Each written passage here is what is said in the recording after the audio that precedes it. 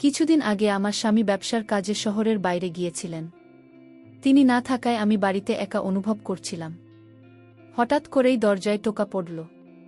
কৌতূহল নিয়ে দরজা খুলতে গিয়ে দেখি আমার ভাগ্নে কুনাল দরজার সামনে দাঁড়িয়ে আছে। তার মুখে মৃদু হাসি দেখে আমি আনন্দের সাথে বললাম, এসো এসো, ভিতরে এসো। আমি তাকে ভিতরে নিয়ে এলাম।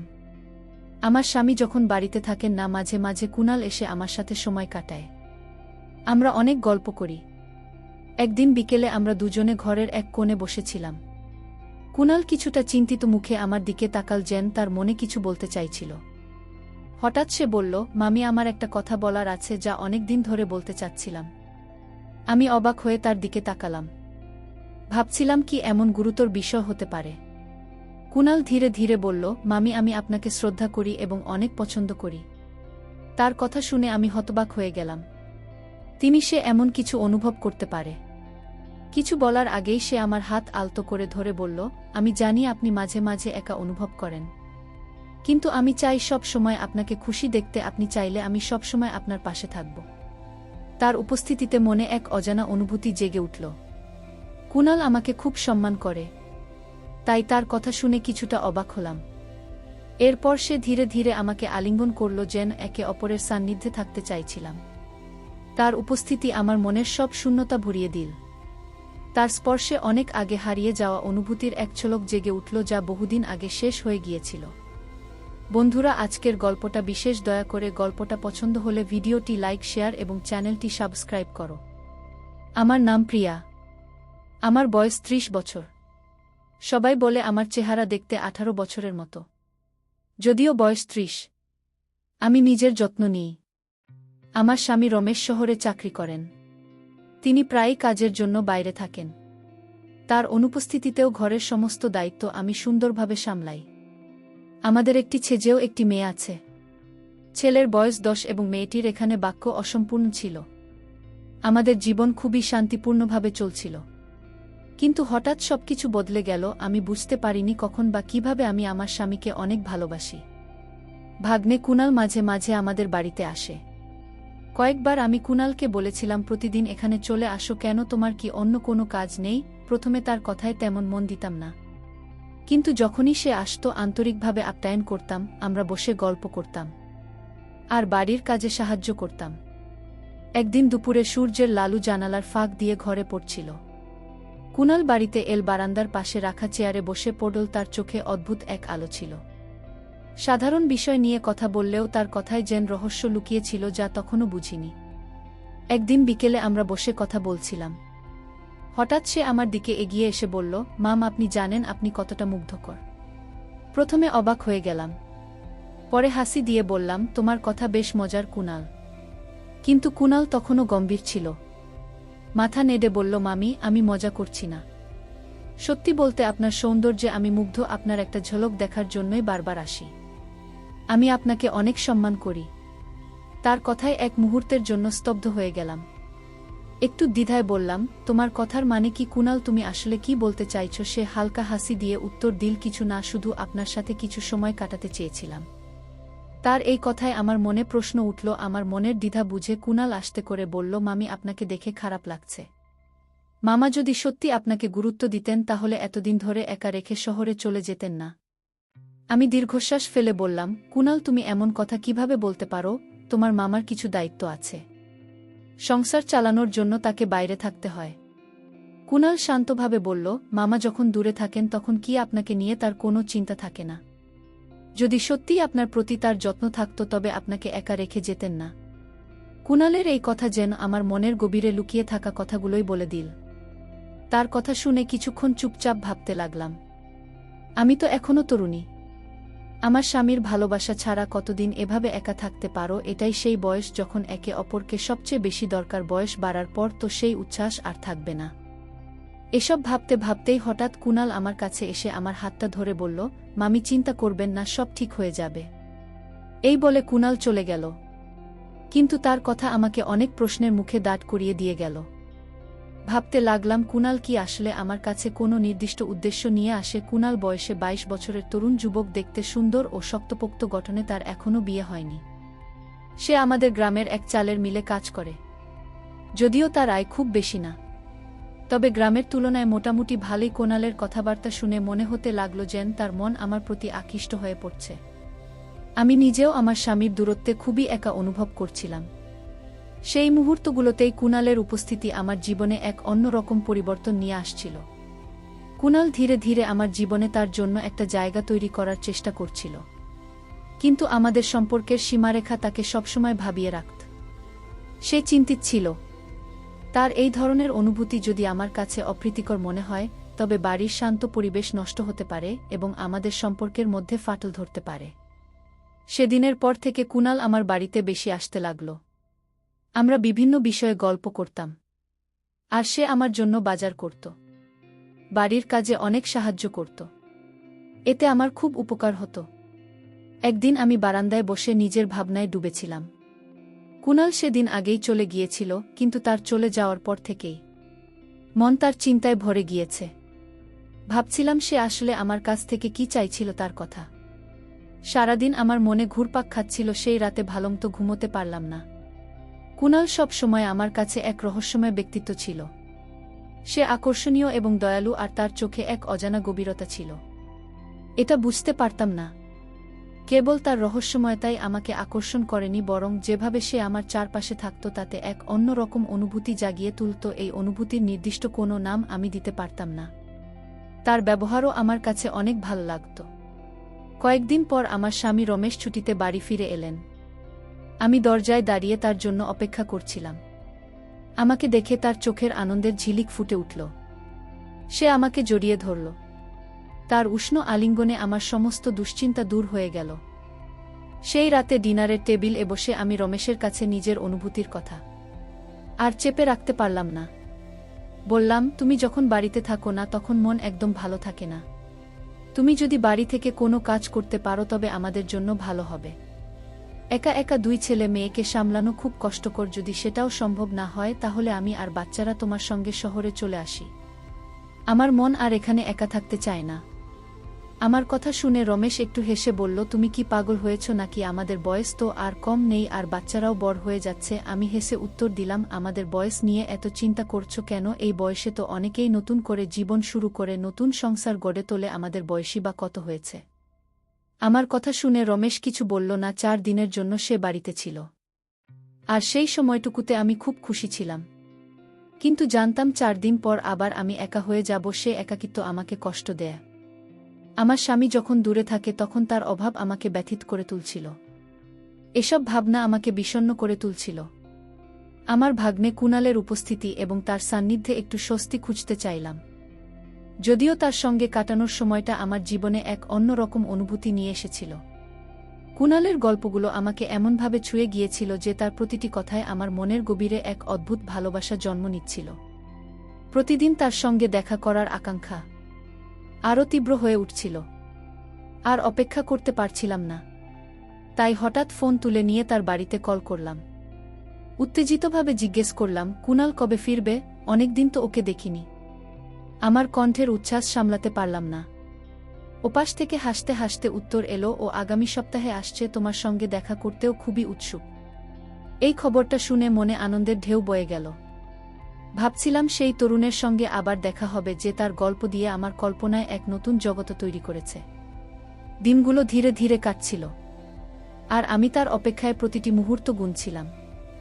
একদিন হঠাৎ করেই দরজায় কড়া নাড়ার শব্দ শুনলাম। দরজা খুলতেই দেখি আমার ভাগ্নে কুণাল দাঁড়িয়ে আছে। সে গভীর দৃষ্টিতে আমাকে দেখে বলল, মামি, এবার বল, তুমি আমাকে এখানে কেন ডেকেছ?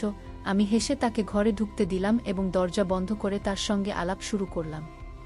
কিছুক্ষণ গল্প করার পর আমি রান্নাঘরে গিয়ে চা বানাতে শুরু করলাম। কুণালের সঙ্গে কাটানো সেই মুহূর্তগুলো আমার জীবনে এক নতুন মাত্রা যোগ করেছিল। আমি 2টি গ্লাসে চা নিয়ে ফিরে এসে কুণালের পাশে বসলাম। তখন কুণাল আমাকে জিজ্ঞাসা করল। আমি একটু ম্লান এসে বললাম, হ্যাঁ এসেছিলেন, তবে 4 দিন থেকে শহরে ফিরে গেলেন। আমার মুখের ভাব দেখে কুণাল বুঝল আমি হয়তো স্বামীর সান্নিধ্যে পুরোপুরি খুশি নই। সেই সুযোগে সে বলল, মামি, আমি আপনাকে কিছু বলতে চাই, কিন্তু ভয় পাচ্ছি আপনি হয়তো রাগ করবেন। আমি তাকে বললাম, বল, কি বলতে চাও? তখন সে একটু দ্বিধা নিয়ে বলল, মামি, সত্যি বলতে কি, আমি আপনাকে খুব ভালোবাসি। আপনার প্রতি আমার মনে একটা আলাদা অনুভূতি জন্মেছে।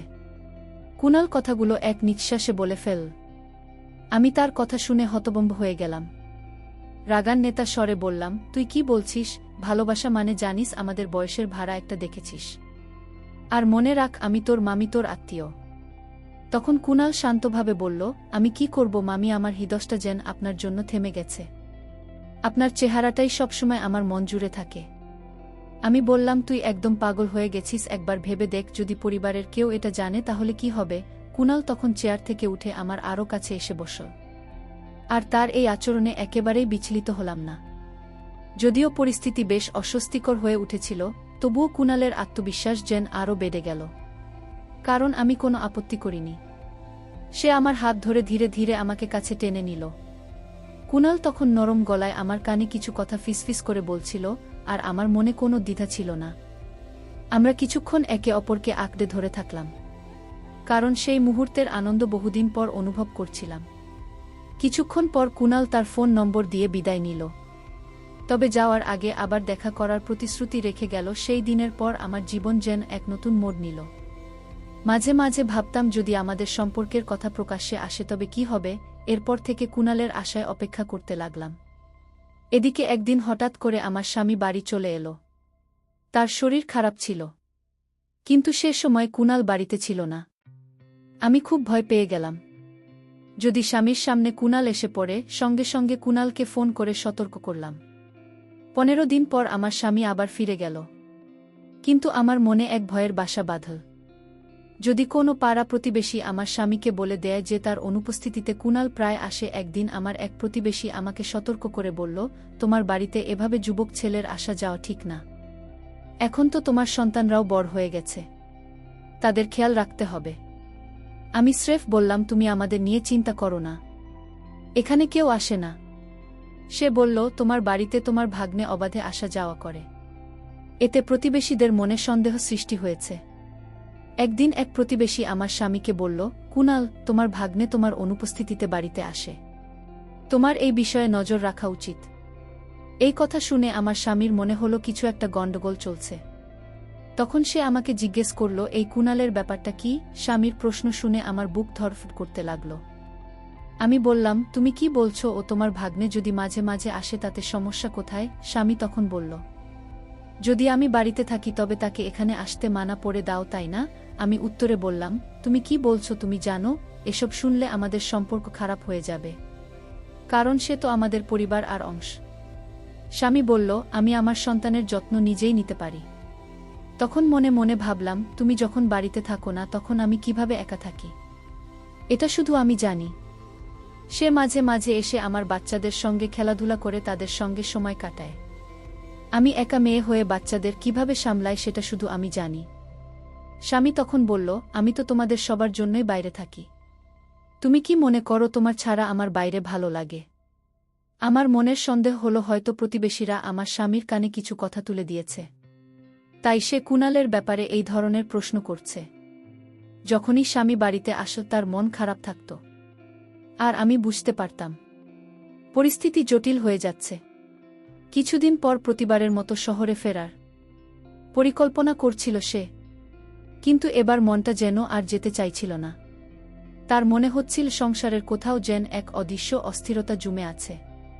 কাজের মধ্যে ডুবে থাকলেও তার চিন্তা বারবার ঘরের দিকে ফিরে যাচ্ছিল।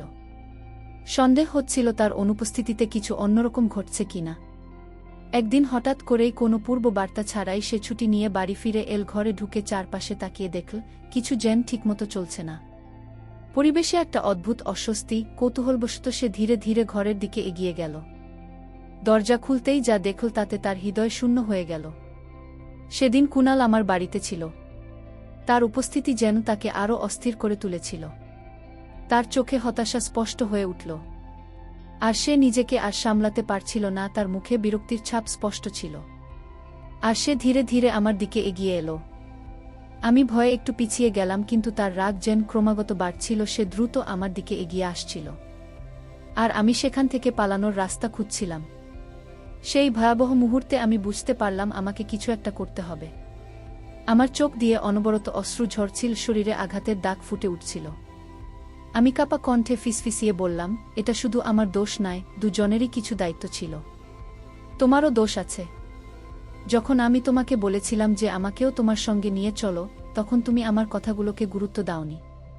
সেদিন যদি তুমি আমার কথায় মনোযোগ দিতে তাহলে হয়তো আজ আমি এই কঠিন সিদ্ধান্তটা কখনো নিতাম না। আমি তোমার সঙ্গে বিয়ে করেছিলাম, জীবনের সুখের সব মুহূর্ত তোমার সঙ্গে ভাগাভাগি করতে চেয়েছিলাম। কিন্তু তুমি বলেছিলে যে তোমার বয়স হয়েছে। এখন বলো, আমার কি এতটা বেশি বয়স হয়েছে তোমার মতো? তাহলে কেন আমাদের মধ্যকার অনুভূতিগুলো ম্লান হয়ে যাবে? আমার কষ্টগুলো তুমি কখনো বোঝোনি। এটাই সেই সময় যখন একজন নারীর সবচেয়ে বেশি প্রয়োজন তার স্বামীর সঙ্গ, তার ভালোবাসা।